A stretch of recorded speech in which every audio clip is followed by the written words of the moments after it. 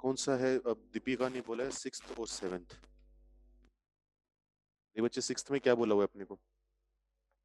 6th question है 10 - 10 -6। तो -6 से भी कोई खास फर्क नहीं पड़ता। अब हालांकि इसमें हम प्रॉपर्टी भी लगा सकते हैं, बाद में वो भी करेंगे। जैसे इसको हम क्या लिख सकते हैं, 10 - माइनस का 10 6, क्योंकि 10 ओड फंक्शन होता है, माइनस बाहर आ जाएगा। जो 10 - होता है वो भी ओड फंक्शन होता है, तो उसमें से भी माइनस बाहर आ जाएगा, तो माइनस का 10 - 10 6। ये प्रॉपर्टी आज अभी पढ़ने वाले हैं थोड़ी देर में। अब 6 के बारे में कमेंट कर लेंगे, वहां से आंसर आ जाएगा। या फिर हम कर सकते हैं कि -6 का डायरेक्ट इंटरवल ढूंढ लें। कि जैसे मुझे पता है कि -3 पाई बाय टू होता है 1.57, ये लगभग लगभग माइनस का 4.5 होगा। तो -6 इससे तो क्या है, छोटा ही है, तो -3 पाई बाय टू। इस तरफ क्या आएगा, -5 पाई बाय टू। लगभग 3 - 3.25 का फर्क होता है इन दोनों में। अच्छा, -5 पाई बाय टू और -3 पाई बाय टू हम चेक कर लेते हैं कहां पर आ रहे होंगे। वैसे नॉर्मली क्या होता है, 10 के लिए जब काम होता है तो हमेशा x में से ही माइनस होता है। मतलब ये छोटे वाला जो होता है वो हमेशा -पाई बाय टू का काम करते हैं, ये बड़े वाला पाई बाय टू। बाकी इसको चेक भी कर सकते हैं, -3 पाई बाय टू कहां पर होता है, यहाँ पर होता है, क्योंकि इसमें 2 पाई ऐड करोगे तो पाई बाय टू आ जाएगा। -5 पाई बाय टू यहाँ पर होता है, ये वाला पोर्शन चाहिए होगा। तो यहाँ पर -इन्फिनिटी आ रहा है, यहाँ पर कितना आ रहा है, +इन्फिनिटी। बाकी 10 में तुम याद कर सकते हो कि हमेशा ये -पाई बाय टू और ये पाई बाय टू। तो सॉरी, अब होगा क्या, बढ़ने पर आगे बढ़ रहा है वैल्यू, आगे बढ़ रही है, तो x में से माइनस होगा। और कितना माइनस करेंगे, -3 पाई बाय टू में से कितना माइनस करें कि पाई बाय टू आ जाए। या एक काम करें, 2 पाई ऐड कर दें बेसिकली, x + 2 पाई। यहाँ पर -6 है, तो आंसर आ जाएगा -6 + 2 पाई, या जिसको मैंने लिखा हुआ है 2 पाई - 6। या फिर ये ओड फंक्शन वाली जो प्रॉपर्टीज हैं इनका यूज भी कर सकते हैं। ठीक है, तुम्हें एक मेथड और बता देता हूं मैं, अगर इसमें अभी भी दिक्कत हो। वैसे मैंने 10 बार पूछ लिया है, क्योंकि आगे काम आएगा। देखो, ये चीज पे सवाल आने के चांसेस कम है कि तुमसे ये पूछ लेगा sin 15 बताओ कितना होगा। लेकिन आगे जाकर हम ब्रांचेस बनाएंगे, sin 1 sin 3x का फॉर्मूला, cos 1 cos 2x का फॉर्मूला। वहां पर अगर ये ब्रांचेस नहीं लिखनी आती होंगी तो दिक्कत आ जाएगी। मेन मुद्दा वो है। बाकी मैं इसका एक तरीका और बता देता हूँ, चलो नेक्स्ट क्वेश्चन में बता दूंगा। और बताओ कौन सा है इसके बाद। अंजलि करिए, क्वेश्चन 3 में आंसर मैच नहीं कर रहा। देख लेते हैं बच्चे क्वेश्चन 3 में क्या है। 3 में हमें बोला गया है कि 10 - 10 21 पाई बाय 13 है। तो 21 पाई बाय 13 देख लेते हैं किस में होगा। तो इसको तो ये पाई में दिया हुआ है ना, तो पाई में डायरेक्ट भी कर सकते हैं अपने। जैसे इसको मैं क्या लिख सकता हूँ, 10 - 10 पाई + 8 पाई बाय 13। अच्छा, मैंने गलत लिख दिया, एक मिनट रुको, मैंने गलत लिख दिया। जो आंसर आएगा मैंने, मेरी गलती है।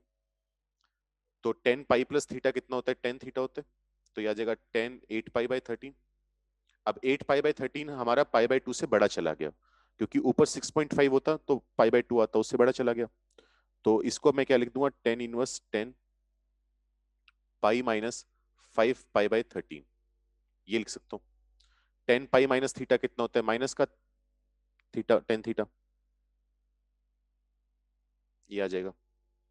तो इसकी वैल्यू आ जाएगी -5 पाई बाय 13, ये आंसर होगा। आया समझ क्या किया। ये पूरा ओड होता है, सारा बाहर आ जाएगा। इसका एक तरीका और देख लो, अगर अभी भी और वो अच्छा लगे तो वो कर सकते हो, तुम्हारी इच्छा है। मेथड 2 ये हो सकता है कि तुम क्या करो, हम जानते हैं कि ये तुमने ट्रिग्नोमेट्रिक इक्वेशंस में इस साल तो नहीं पढ़ा, जब ट्रिग्नोमेट्री हुआ ही नहीं। और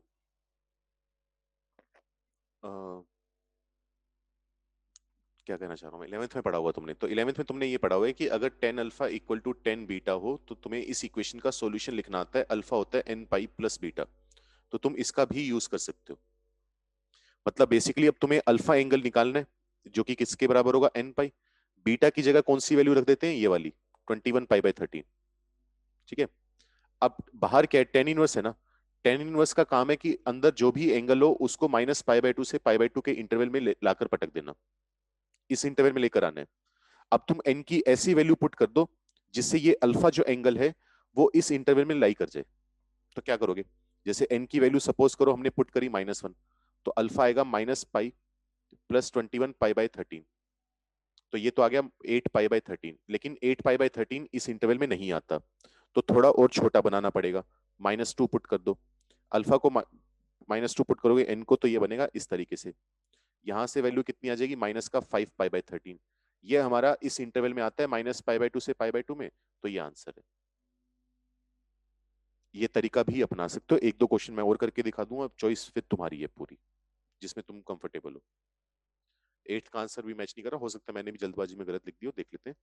8th में हमारे पास है कोस इनवर्स कोस 80। तो अगर मैं 80 की बात करूं तो 80 किस किस के बीच में आएगा?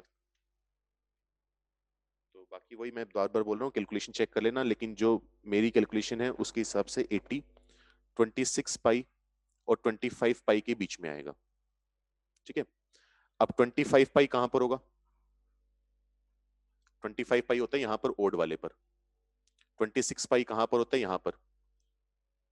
तो ये वाला पोर्शन मिला।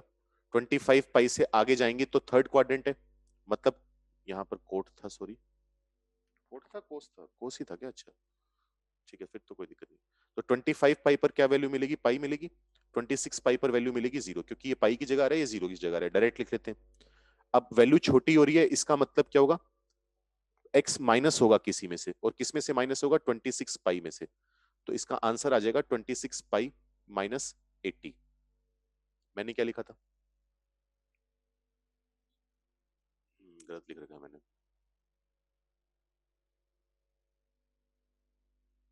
ठीक, और भी देख लो, हो सकता है मैंने जल्दबाजी में बाकी भी कुछ गलत लिख दिया हूं।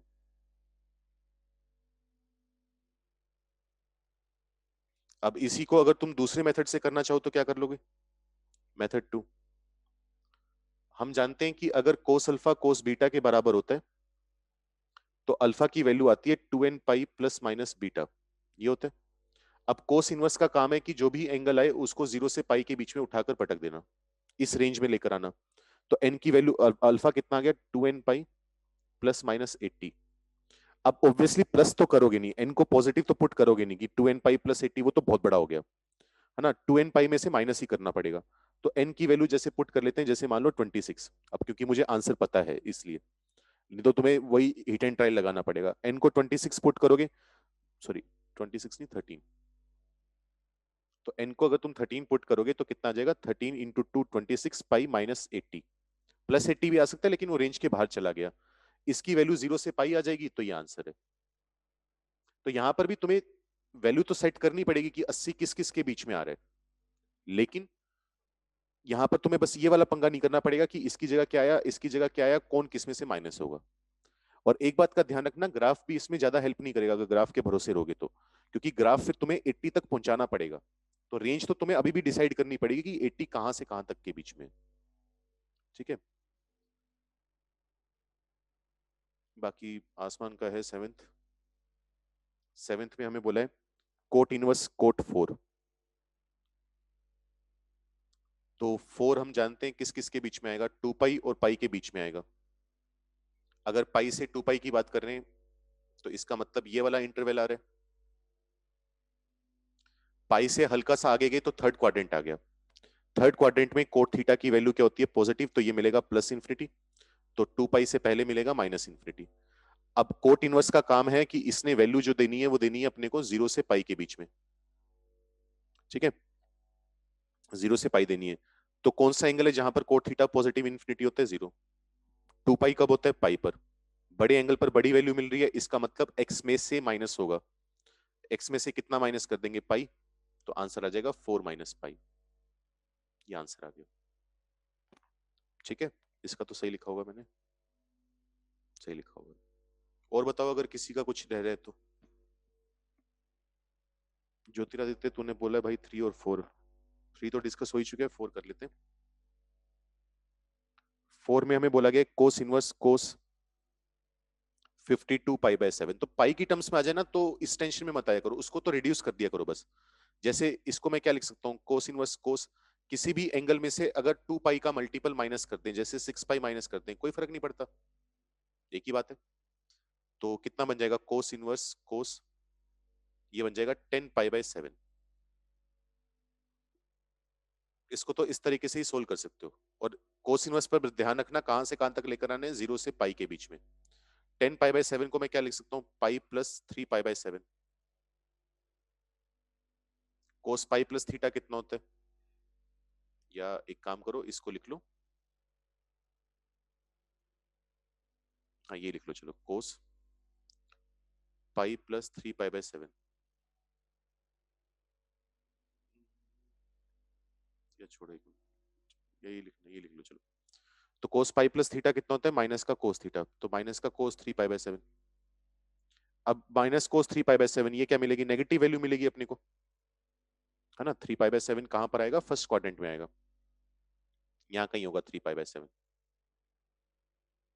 तो इससे नेगेटिव वैल्यू मिलेगी, तो इसके कोरेस्पॉन्डिंग वैल्यू क्या आएगी, इसके कोरेस्पॉन्डिंग वैल्यू आ जाएगी Y pi minus 3 pi by 7, और ये आ जाएगा 4 पाई बाय 7। अगर डायरेक्ट समझ सकते हो कि अगर थीटा की जगह मैं पाई माइनस थीटा ले लूं तो माइनस का अंतर आ जाता है ना, तो पाई माइनस थीटा करेंगे तो माइनस का फर्क आ ही जाएगा, और ये जो एंगल मिल रहे हैं वो 0 से पाई के बीच में भी मिल रहे हैं।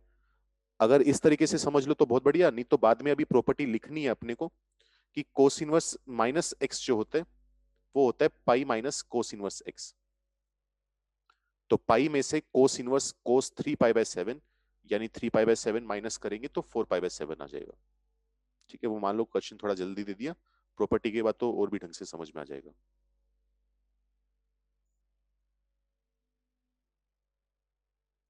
इसके बाद निधि ने बोला है 5th क्वेश्चन, इसका आंसर सही लिखा है ना मैंने, सही लिखा। 5th question, sign inverse sign 10।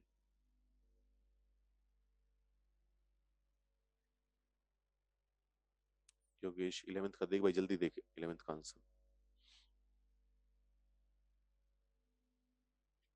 Sign inverse sign 10। अब 10 देखेंगे किस किस के बीच में आ रहा है, 10 आ रहा है हमारे पास 5 पाई बाय 2 और 3 पाई बाय 2 के बीच में। 3 पाई बाय 2 पर वैल्यू साइन थीटा की कितनी होती है, -1, तो यहां पर मिलेगा minus pi by 2। 5 pi by 2 किसकी जगह आ रहा है, पाई बाय 2 की जगह आ रहा है, तो बड़े नंबर पर बड़ी वैल्यू मिल रही है, इसका मतलब x में से माइनस होगा। 5 पाई बाय 2 में से क्या माइनस करें कि पाई बाय 2 आ जाए, 2 पाई, तो आंसर आ जाएगा 10 माइनस 2 पाई।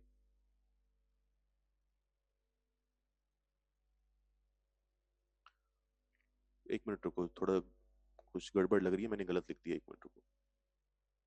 5 पाई बाय 2 के बीच में नहीं है, 10 है हमारे पास 7 पाई बाय 2 और 5 पाई बाय 2 के बीच में। अब ठीक है, तो 5 पाई बाय 2 पर वैल्यू मिलेगी पाई बाय 2, 7 पाई बाय 2 पर वैल्यू मिलेगी माइनस पाई बाय 2, बड़े एंगल पर छोटी वैल्यू आ रही है, मतलब x माइनस हो रहा होगा। 5 पाई बाय 2 को किस में से माइनस करेंगे, पाई बाय 2 आ जाए, 3 पाई में से, तो इसका आंसर कितना आ जाएगा, 3 पाई माइनस 10। क्या लिखा मैंने, 3 पाई माइनस 10। अब इसको भी अगर उससे करना चाहें, sine alpha equal to sine beta, तो इसका सोल्यूशन क्या लिखते हैं, alpha equal to N pi plus -1 की power N beta, alpha equal to N pi plus -1 की पावर n इंटू 10। अब n की पॉजिटिव वैल्यू डाल के देख लेंगे कि जैसे n को 2 पुट किया तो अल्फा आएगा 2 पाई प्लस 10 आ जाएगा, ये तो बहुत बड़ा नंबर चला गया। अगर n को 3 पुट करेंगे तो अल्फा आ जाएगा 3 पाई माइनस 10, वो हमें पता है 3 पाई कितना होगा, 9.3 के आसपास होगा। 9.3 माइनस 10 करेंगे तो माइनस का 0.7 आएगा, तो माइनस पाई बाय 2 से पाई बाय 2 में तो आ ही जाएगा, तो ये आंसर है। ये भी तरीका अपना सकते हो, जैसे तुम्हें ठीक लगे। और बताओ अगर कोई डाउट रह गया तो, जो डिस्कस नहीं हुआ।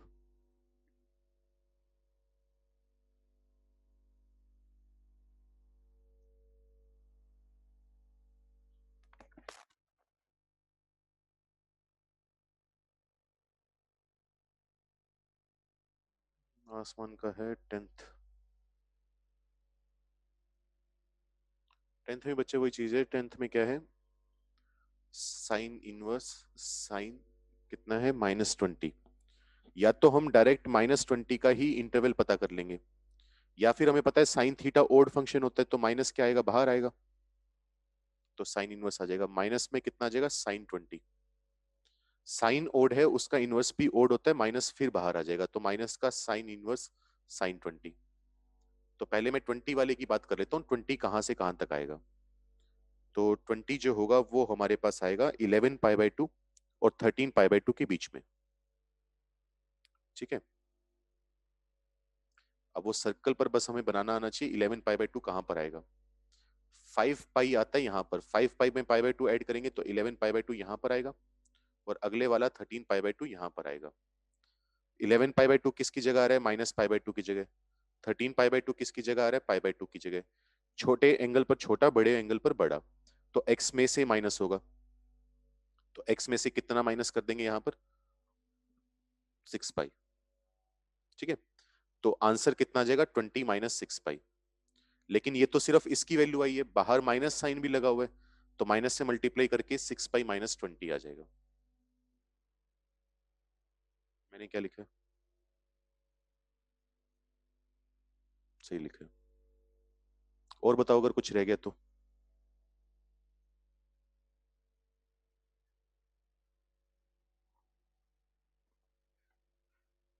मैं मान के चलूं कि वैल्यूज निकालनी आ गई।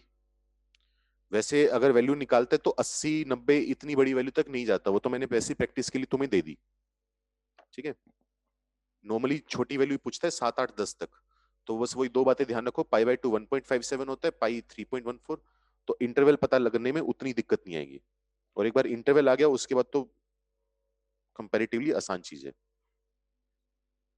इसके बाद मैंने वही ग्रुप में जो बनाया है उसमें ग्राफ भेज दिए थे तुम्हें, क्योंकि यहाँ पर बनाने में दिक्कत आ रही थी इस पेन टैब के थ्रू, और मैंने लिख भी दिया था। और नोट्स अगर बना रहे हो तो नोट्स में कॉपी कर लेना उन नोट उन ग्राफ्स को। अगर स्क्रीनशॉट से ही काम चला रहे हो तो इमेजेस हैं तुम्हारे पास। ठीक है, अब उन ग्राफ के बारे में थोड़ा सा कमेंट कर लेते हैं कि वो ग्राफ हैं कैसे, पीरियोडिक है या नहीं है, और इवन है ओड है, इन चीजों के बारे में बात कर लेते हैं। ठीक है, वो हमने कल बात नहीं करी थी, कल इन क्वेश्चनों के चक्कर में। तो पहला फंक्शन जो था अपने पास वो था y equal to sine inverse sine x.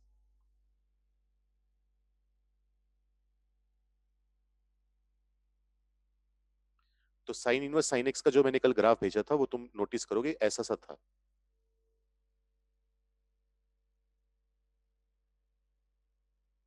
ठीक है, ये चीज थी। यहां पर एंगल 0 था, यहां पर पाई बाय 2, फिर कितना आया था? 3 पाई बाय 2। यहां पर कितना आया था फिर? 3 पाई बाय 2 आएगा ना? नहीं सॉरी, मैंने थोड़ा, यहां पर एंगल था पाई बाय 2, यहां पर एंगल था पाई, यहां पर एंगल था 2 पाई। तो पहली बात तो तुम नोटिस करोगे कि अगर मैं इतने वाले पार्ट की बात करूं, ये जो पूरा पार्ट है इतना, तो 0 से 2 पाई के बीच में तुम नोटिस करोगे कि जो ग्राफ बन रहा है वही बाद में बन रहा है, वही पहाड़ से दोबारा बनते जा रहे हैं, वही सीनरी सी, 0 से 2 पाई के बीच में। तो इसका मतलब मैं ये कह सकता हूं कि एक पीरियोडिक फंक्शन होगा जिसका पीरियड हमारे पास 2 पाई के इक्वल आएगा। ये बात कहनी सही है? ठीक है, और इसको तुम ऐसे भी देख सकते हो कि साइन एक्स का खुद का पीरियड कितना होता है? 2 पाई। तो 2 पाई इंटरवल के बाद साइन एक्स रिपीट करेगा, तो साइन एक्स रिपीट करेगा तो साइन इनवर्स साइन एक्स भी रिपीट करेगा, वो बता सकते हैं। अब तुम इसका ग्राफ आगे पीछे बनाओगे तो ये ऐसा बनेगा। तो तुम देख सकते हो कि ओरिजिन के इस तरफ जैसा ग्राफ बन रहा है, बिल्कुल वैसा ही ग्राफ इस तरफ बन रहा है।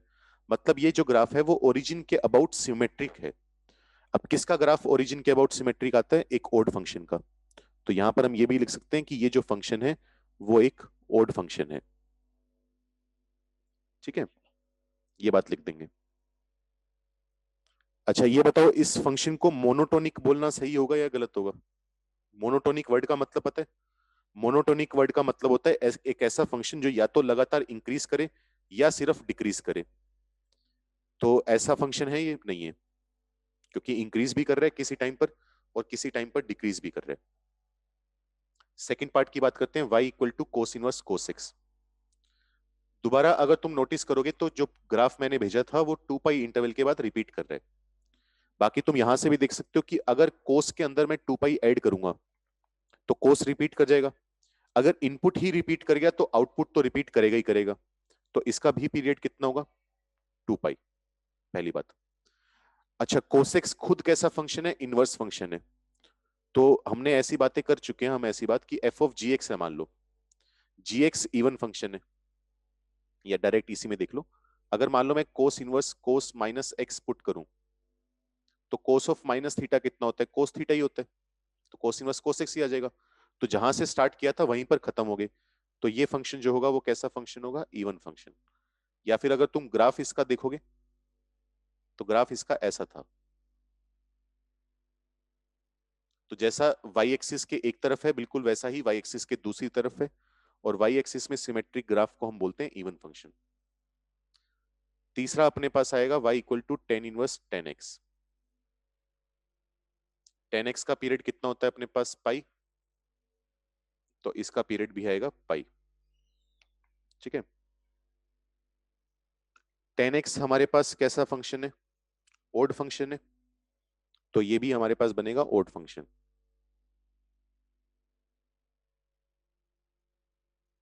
Fourth, y equal to cot inverse cot x.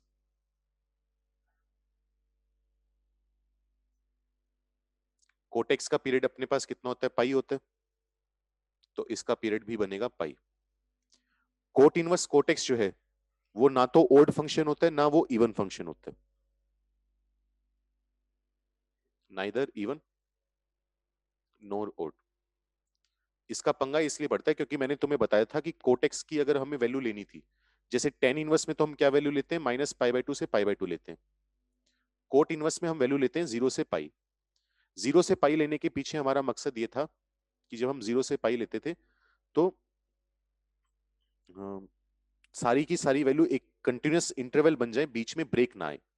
लेकिन मैंने ये कहा था कि कोट इनवर्स को डिफाइन करने के लिए हम माइनस पाई बाई टू से पाई बाई टू भी ले सकते हैं, बस हमें क्या करना पड़ेगा, जीरो को माइनस करना पड़ेगा।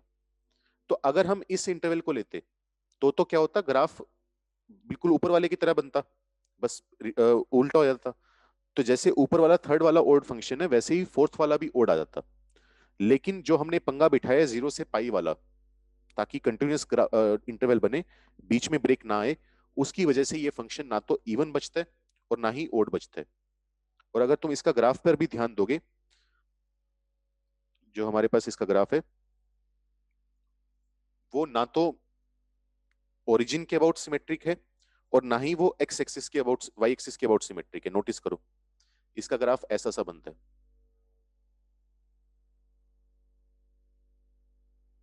एक तरह से जैसा फ्रैक्शनल पार्ट एक्स का देखने में बनता है। बीच में ब्रेक आते हैं, जैसे ब्रेक आते हैं इसके कहाँ कहाँ पर, नीचे यहाँ पर और ऊपर यहाँ पर, फिर नीचे और ऊपर। तो ओरिजिन के अबाउट सिमेट्रिक होता तो ये लाइन नीचे आ रही होती, और वाई एक्सिस के अबाउट सिमेट्रिक होता तो ये लाइन ऐसी आ रही होती। तो दोनों के अबाउट सिमेट्रिक नहीं है, तो ना तो इवन ना ओड, ध्यान रखना।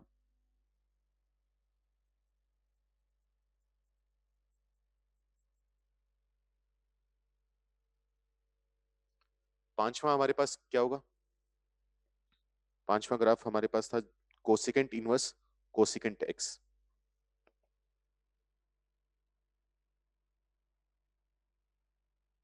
ये बिल्कुल वैसे ही बिहेव करता है जैसे साइन इनवर्स करता है।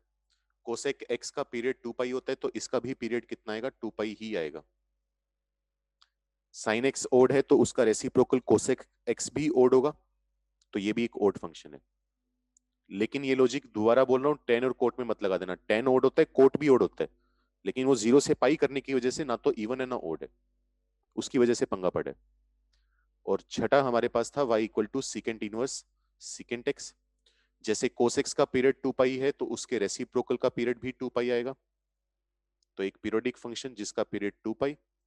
कोसेक्स इवन फंक्शन होता है, उसकी वजह से ये भी इवन फंक्शन आएगा, क्योंकि जो इंटरवल हम साइन इनवर्स का लेते हैं वही कोसेक इनवर्स का, जो कोस इनवर्स का वही सीकेंट इनवर्स का, इन दोनों में फर्क आता है। तो ये हुआ इवन फंक्शन। ये इनकी बेसिक सी प्रॉपर्टीज है। बाकी अगर टेन इनवर्स एक्स का तुम ग्राफ नोटिस करो, टेन इनवर्स टेन एक्स का, तो वो ग्राफ ऐसा सा था कुछ, y इक्वल टू एक्स वाली पैरेलल लाइंस ऐसे मूव कर रही थी। तो ये फंक्शन जो है वो हमेशा इंक्रीजिंग फंक्शन ही है ना। और तुम इसको डिफरेंशिएशन की मदद से भी देख सकते हो। जैसे मान लो इसका डिफरेंशिएशन करो, D Y by D X करना आता होगा, टेन इनवर्स के अंदर जो नंबर होगा वो कितना आ जाएगा, one upon one plus tan square x, into में आ जाएगा टेन एक्स का differentiation secant square x, cut कटाकर कितना बचा, वन बचा। तो D Y by D X अगर वन आ रहा है तो इसका मतलब ये फंक्शन लगातार इंक्रीज ही करेगा, मतलब बीच में ब्रेक आएगा, नीचे आएगा, लेकिन एक इंटरवल में हमेशा इंक्रीज करेगा, क्योंकि D Y by D X positive है। ठीक है, तो वहां से भी हम बता सकते हैं कि मोनोटोनिकली इंक्रीजिंग फंक्शन है।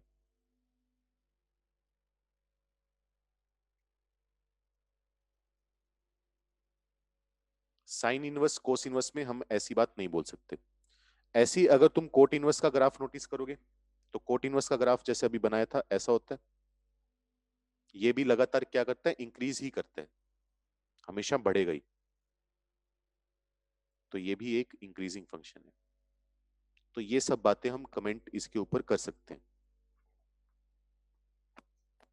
कोई दिक्कत जो कमेंट किए हैं इनके ऊपर कुछ? अब जल्दी से कुछ और क्वेश्चंस करेंगे। हमें थोड़ा आइडिया लग गया कि कैसे इनवर्स काम करता है, इसकी प्रॉपर्टीज पढ़ते हैं अभी थोड़ी देर में। और बाकी जो है मैं कुछ नंबर्स लिख रहा हूँ, इनकी वैल्यू तुम्हें फाइंड करनी है। Cos of 2 cos inverse 1/5। जल्दी से बताओ, बहुत ही आसान सवाल है, क्या वैल्यू आएगी? क्योंकि इस टाइप के क्वेश्चंस भी आ जाते हैं अपने पास। ठीक है योगेश, दीपिका सही आंसर। करने का तरीका क्या होता है इससे? कुछ नहीं है, बहुत ही सिंपल सवाल है। तुम मान लो लेट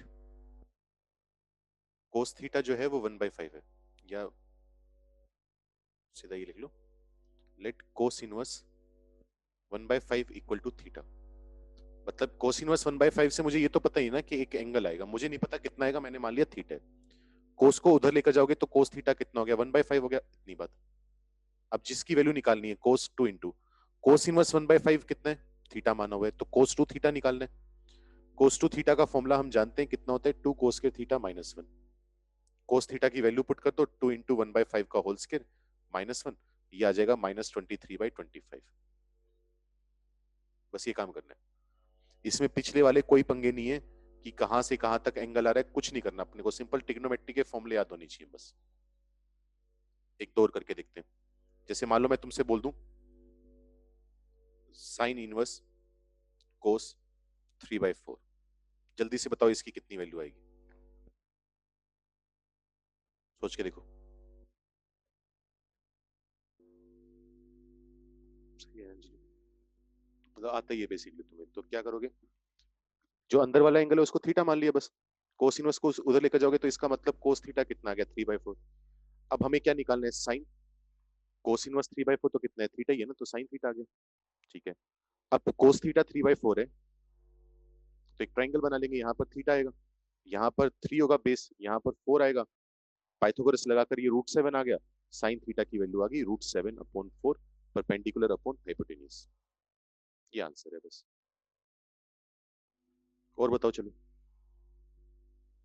अब आसान सवाल है तो जल्दी से जल्दी सोल्व करने की कोशिश करो। जैसे नेक्स्ट क्वेश्चन है अपने पास, कोस इनवर्स या क्या लोगे, साइन इनवर्स कोस -4/7। ये बताओ जल्दी से कितना आएगा।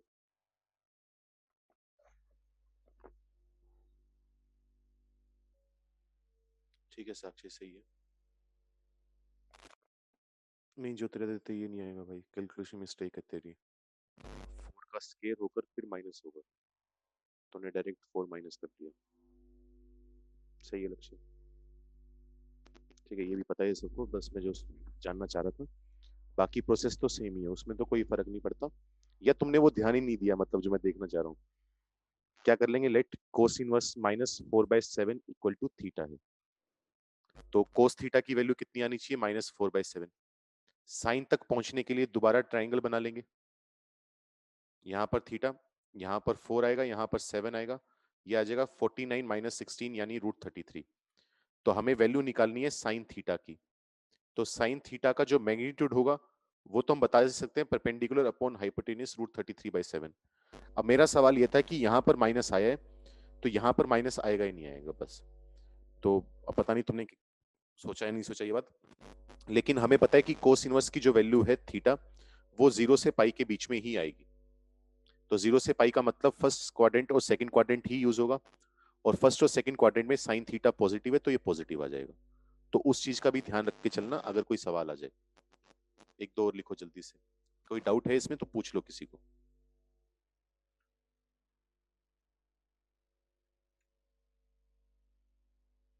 जैसे ये लिख लो, साइन ऑफ टेन इनवर्स -4/3 कितनी आएगी इसकी वैल्यू?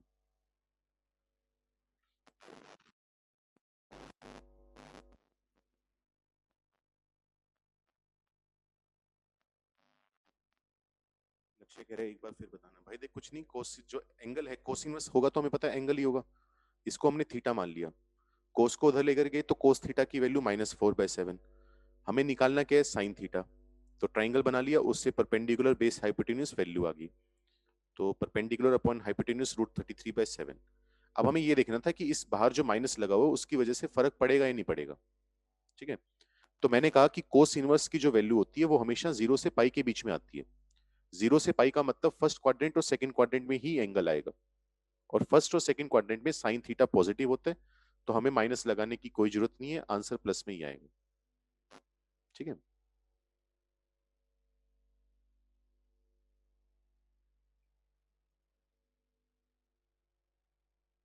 तो यहां पर भी क्या करेंगे? वही लेट टेन इनवर्स -4/3 कितना होगा? थीटा होगा।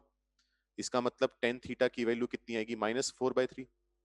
जल्दी से ट्राइंगल बना लो, ये तो बच्चों वाला काम है। टेन थीटा यहाँ पर कितना आएगा? 4। यहाँ पर 3 आएगा, यहाँ पर 5 आएगा। ट्राइंगल बनाते वक्त तो पॉजिटिव ही लेते हैं। अब हमें वैल्यू किसकी निकालनी है? इसका मतलब साइन ऑफ थीटा की वैल्यू निकालनी है। तो साइन थीटा का मैग्नीट्यूड तो हम बता ही सकते हैं, परपेंडिकुलर अपॉन हाइपोटेन्यूज 4/5। अब हमें थीटा पर ध्यान देना है। अब टेन इनवर्स के अंदर नंबर क्या है? नेगेटिव है ना। अगर टेन इनवर्स के अंदर नेगेटिव नंबर वैल्यू पुट करोगे तो इसका मतलब यहां से जो एंगल निकल कर आएगा वो -π/2 से 0 के बीच में आएगा। इतनी बात कहना सही है, क्योंकि इसी इंटरवल होगा तो -π/2 से π/2। तो या तो फर्स्ट क्वाड्रेंट यूज होगा या फोर्थ। फर्स्ट में पॉजिटिव आती है, फोर्थ में नेगेटिव आती है। तो ये जो एंगल है वो एक्चुअली फोर्थ क्वाड्रेंट का एंगल है। तो फोर्थ क्वाड्रेंट में साइन थीटा क्या होता है? नेगेटिव। तो मुझे माइनस वैल्यू देनी पड़ेगी इसको।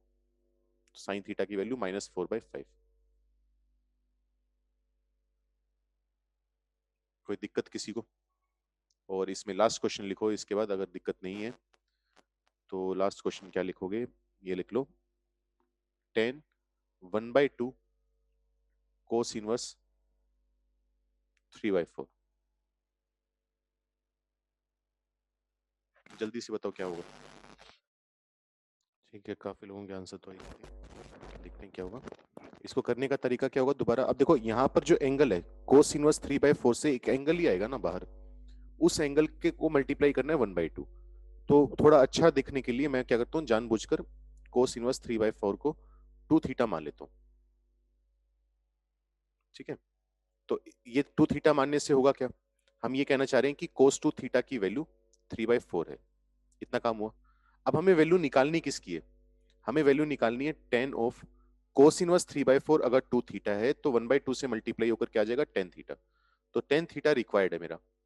कोस 2 थीटा और टेन थीटा में कोई रिलेशन जानते हैं हम? बिल्कुल जानते हैं, हाफ एंगल में तोड़ सकते हैं। क्या आ जाएगा? 1 minus tan square theta upon 1 plus tan square theta equal to 3/4। Componendo dividendo लगा लोगे।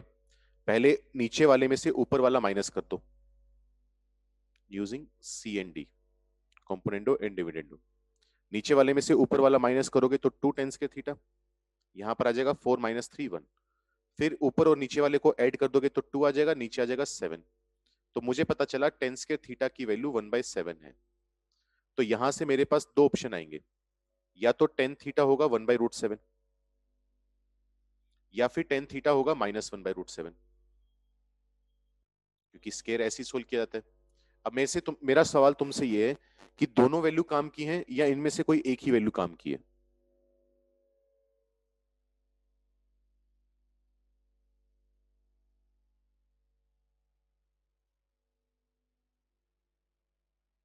अच्छा, दीपिका तो कह रही है दोनों काम की हैं, आदित्य कह रहा है एक है। और बताओ भाई किसका क्या मत है? यहां पर ध्यान देना, सिर्फ एक ही वैल्यू काम की होगी। क्यों होगी वो भी समझ लो। Cos inverse 3/4, cos inverse 1 1 function होता है ना, तभी तो 1 1 बनाया था, तभी तो इनवर्स निकाल पाए थे। तो कोस इनवर्स 3/4 कितनी वैल्यू देगा? और फंक्शन है पहली बात तो यहां से एक ही एंगल आएगा, दो तीन एंगल निकल कर आएंगे, एक ही एंगल आएगा। उस एक ही एंगल को 1/2 से मल्टीप्लाई करोगे तो टेन के अंदर कितने एंगल डलेंगे? एक ही एंगल डलेगा। अगर तुम एक एंगल डाल रहे हो तो वैल्यू भी तो एक ही आएगी ना। ऐसा हो सकता है कि टेन थीटा सेम एंगल पर दो अलग अलग वैल्यू ले ले, तो फंक्शन ही नहीं है, फिर तो पूरा चैप्टर ही हमने पिछले वाला गलत कर दिया। तो इसका मतलब दोनों में से एक ही वैल्यू आएगी। अब हमें डिसाइड करना है कौन सी वैल्यू आएगी। अब ये चेक करो, कोस इनवर्स 3/4 2 थीटा है। 3/4 पॉजिटिव वैल्यू है नेगेटिव वैल्यू है? पॉजिटिव वैल्यू है। तो अगर कोस इनवर्स के अंदर पॉजिटिव वैल्यू दोगे, कोस इनवर्स का काम है एंगल देना 0 से पाई के बीच में, ये बात तय है। कोस इनवर्स एंगल देगा 0 से पाई, या तो फर्स्ट क्वाड्रेंट या सेकंड क्वाड्रेंट। अब कोस थीटा पॉजिटिव है तो इसका मतलब फर्स्ट क्वाड्रेंट। मतलब मैं कह सकता हूं कि यहां पर जो एंगल यूज हो रहा है 2 थीटा, कहां पर लिखूं, यहां पर जो एंगल यूज हो रहा है 2 थीटा, वो फर्स्ट क्वाड्रेंट में आ रहा होगा, 0 से पाई/2 में आ रहा होगा। टेन के अंदर क्या एंगल है, थीटा। तो थीटा तक पहुंचने के लिए क्या करोगे, 2 से डिवाइड करवा दोगे, तो 0 से पाई/4। मतलब ये एंगल 0 से पाई/4 है तो फर्स्ट क्वाड्रेंट है, और फर्स्ट क्वाड्रेंट है तो इसका मतलब टेन थीटा पॉजिटिव आएगा। तो ये वाली वैल्यू रिजेक्ट हो जाएगी, ये वाली वैल्यू काम किया जाएगी। तो ये छोटी छोटी बातें तुम्हें ध्यान देनी पड़ेगी बस। तो बाकी ये सवाल बहुत आसान है। पल्ले पड़ा क्या किए, किसी को दिक्कत है तो पूछ लो, बाकी स्क्रीनशॉट लो, फिर अगली प्रॉपर्टीज पढ़ते हैं।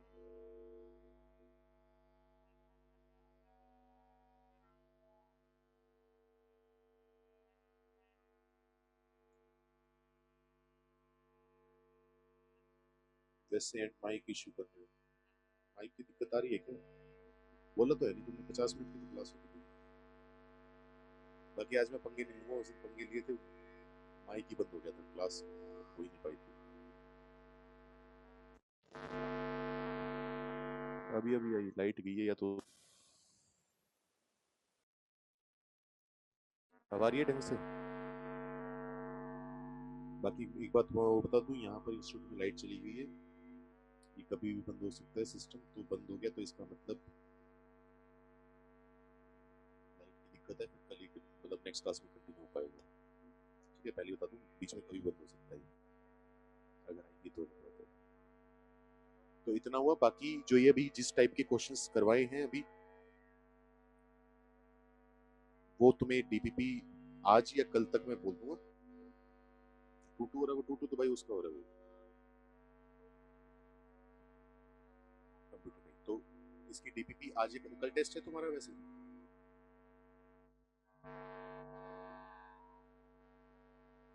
पिछला टेस्ट कैसा गया था,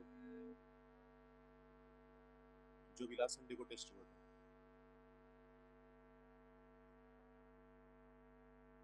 ठीक है, तो कल टेस्ट नहीं है तो आज या शाम तक कल डीपीपी मिल जाएगी, वो ट्राई कर लेना। बाकी अब नेक्स्ट प्रॉपर्टीज पढ़ते हैं। रितिका कह रही है बुकलेट से था सारा, क्या बुकलेट में से था क्या सारा?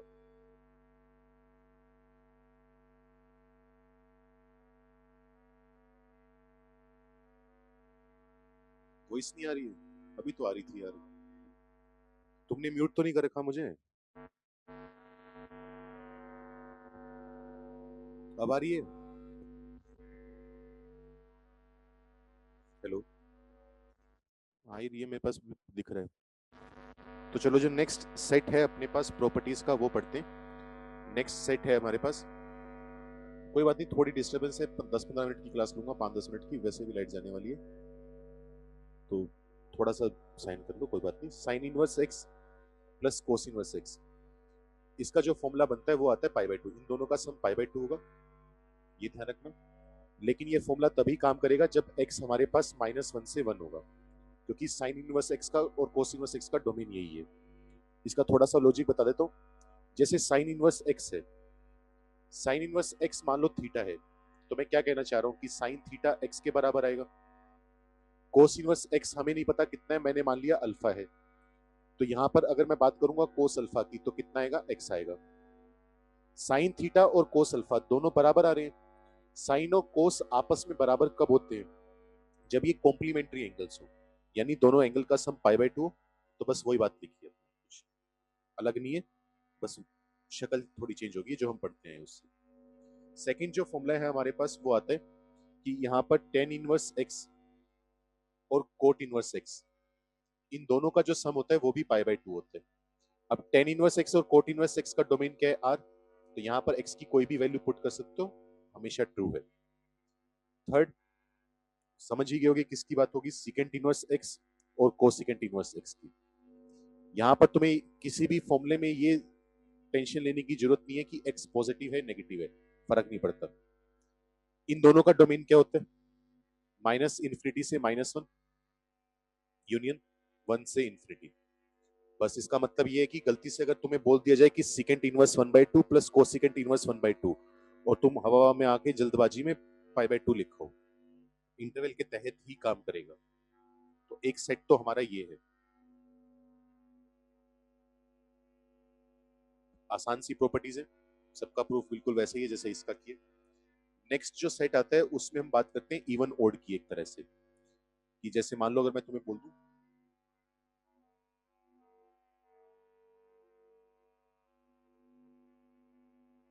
अगर जैसे ये आ जाए तुम्हारे पास पहला फॉर्मूला इसमें साइन इनवर्स ऑफ -x, तो साइन इनवर्स ओड फंक्शन होता है, इसका जो माइनस होगा वो बाहर आ जाएगा, माइनस साइन इनवर्स x हो जाएगा, ये ध्यान रखना। दोबारा ये सिर्फ कब काम करेगा, जब साइन इनवर्स x का जो डोमेन है उसके अकॉर्डिंग काम करेगा, तो x की वैल्यू -1 से 1 ही होनी चाहिए यहाँ पे। सेकंड, अगर हम कोस की